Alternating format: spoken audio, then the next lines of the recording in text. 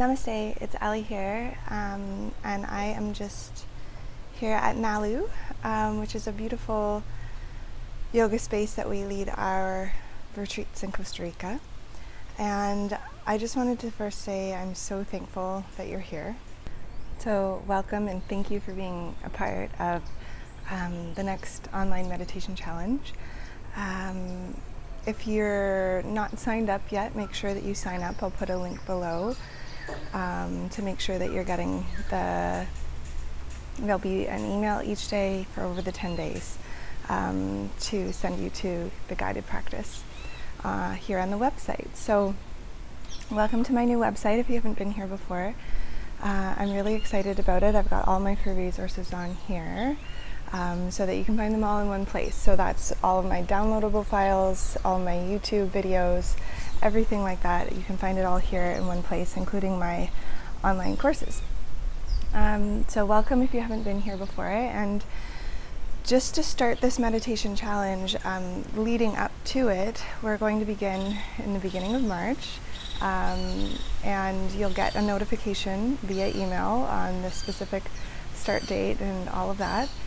And what I wanted to do at the beginning was just welcome you and also just start to open the discussion a little bit and start to form a community with each other. So I wanted to just get a sense of everybody who's here. So you can imagine we're all sitting in a circle together and we're going to go around the room and say our name and our experience with meditation and also where do you think meditation ultimately leads, or what happens when you become a meditator.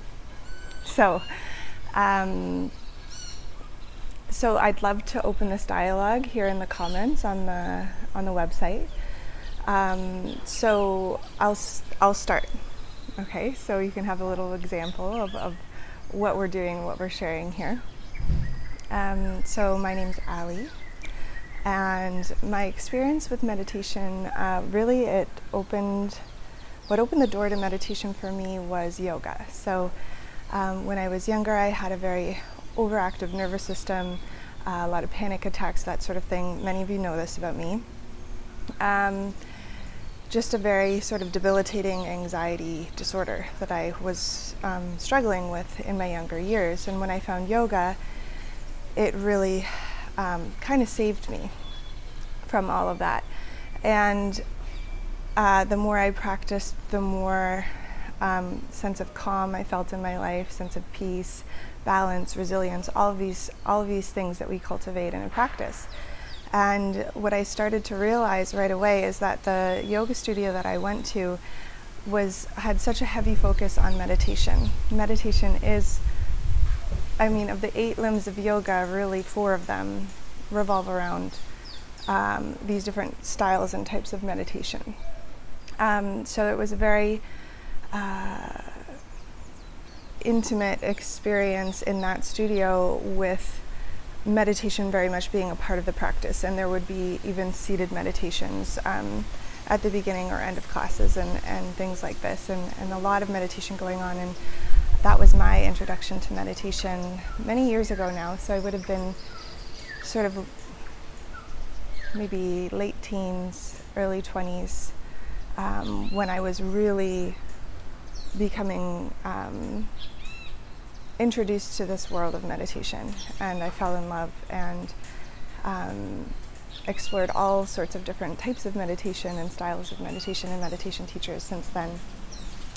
And where do I think meditation ultimately leads? Now, if you don't know the answer to that question, or if something doesn't pop up, that's okay. You don't have to answer that part if you don't want to, but you're welcome to, because I find that every time we go around a circle, it might mean something different to each person in the room. So for me right now, where meditation has been sort of leading me on my path, is really this integration and acceptance of all of the different aspects, all of the different layers and emotions and challenges of what it is to be a human. So the more and more I practice, the more there's a sense of meditation doing me, if that makes sense. So there's this meditative quality that starts to infuse life and the ability to hold opposite emotions in this way of moving through life and still having moments in my day that might irritate me or might be challenging or trigger me in this way or that. But yet there's also this underlying skill of cultivating this sense of either joy or peace or appreciation for life or whatever that sort of baseline that we move through the world becomes infused through the meditation practice into all of the other aspects of life, even when things get a little bit more challenging or whatever that looks like. So that, for me, that would be where meditation seems to be leading at this point. So I welcome you to share in the comments, share your name, share your experience with meditation. Some of us are brand new, trying meditation for the first time. Some of us have had a practice for a little while or many years or kind of on and off. So I'd love to know about you. And also that last question, you can either jump on in or you can opt out, whatever feels right. And just so you know, the way we'll be moving through the challenge this time is I'll be prompting a reflection at the end of each meditation. This will be helpful to keep people engaged and really in the process and in the challenge together. And so I'll be giving a prompt at the end of each meditation and asking you to join in and write a reflection or take a moment of reflection for yourself. And you can either write in the comments here on the website. Some of you might be on my YouTube channel. You can also leave a comment there if you like, or you can click the link to head over to my website. And yeah, so you'll be I'll be trying to bring out some engagement with you guys in that way and get us all excited about the challenge. And also you'll be getting an email each day giving you the practice for the day. Don't worry if you fall behind. That happens always. Some people are able to stay on track sometimes and fall behind on different times, but don't worry, just jump back in when you can if you do miss a day. And have fun.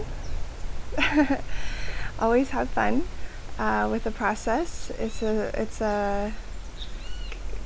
I like to try to make these things a little bit less serious. There can be a lot of, in some of the different cultures around meditation, there can be a lot of like, this is my meditation practice, like very seriousness around it, and that's not really the vibe that this will be happening in this challenge. So I want you to try to have fun with it if you can. And we're really going to explore things that really underlie that, bring out that feeling of joy. Joy in the practice, appreciation, those sort of things.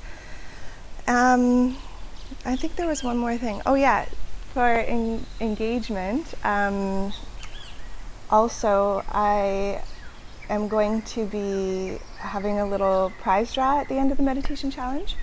So I have a new online course coming out in the middle of March for the spring equinox. So my last online course, I had so much feedback and so many requests to do a spring equinox follow-up that I'm doing it. So I'll draw a prize winner at the end of this meditation, and you can then the prize will be a spot in the new course. So I'll pick that based on sort of engagement. So